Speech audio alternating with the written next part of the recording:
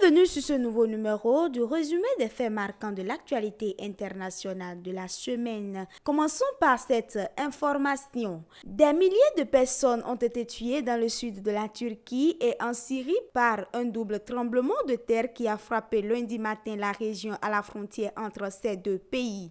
Quelques heures après le premier séisme de magnitude 7,8, une seconde secousse de magnitude 7,5 s'est produite, causant ainsi de nombreuses pertes en vie humaine, des blessés et d'énormes dégâts matériels. Il faut préciser que les secousses du séisme ont été ressenties au Liban et à Chypre. À cet effet, un deuil national a été décrété pour 7 jours en Turquie.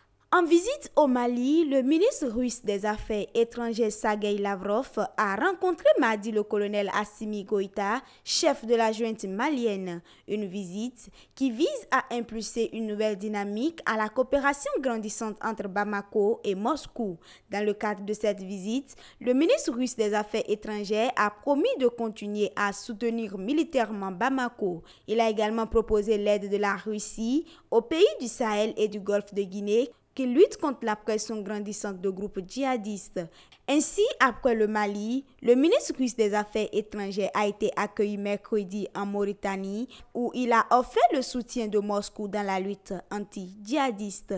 Pendant ce temps, dans l'est de la RDC, au moins 3 personnes ont été tuées lors d'une attaque contre un convoi de l'ONU par la population mardi 7 février. Une nouvelle action hostile à la force onusienne, accusée par la population d'inefficacité face aux groupes armés. La mission des Nations Unies en RDC déploie la mort de 3 manifestants durant l'attaque violente de son convoi au nord de Goma, la capitale provinciale du Nord Kivu, a annoncé la MONUSCO dans un communiqué.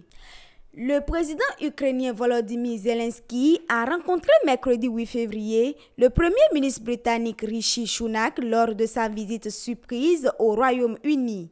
Devant le Parlement britannique, il a exhorté les alliés de l'Ukraine à livrer des avions de combat à son pays pour remporter la guerre contre la Russie. Le président ukrainien s'est rendu ensuite à Paris dans la soirée du mercredi où il a réclamé que ses alliés lui livrent des avions de combat au plus tôt pour repousser la Russie. Et puis ce jeudi, le président français Emmanuel Macron et son homologue Volodymyr Zelensky ont pris ensemble l'avion pour se rendre à Bruxelles afin de participer à un sommet de l'Union européenne, a annoncé l'Élysée. Merci de nous avoir suivis.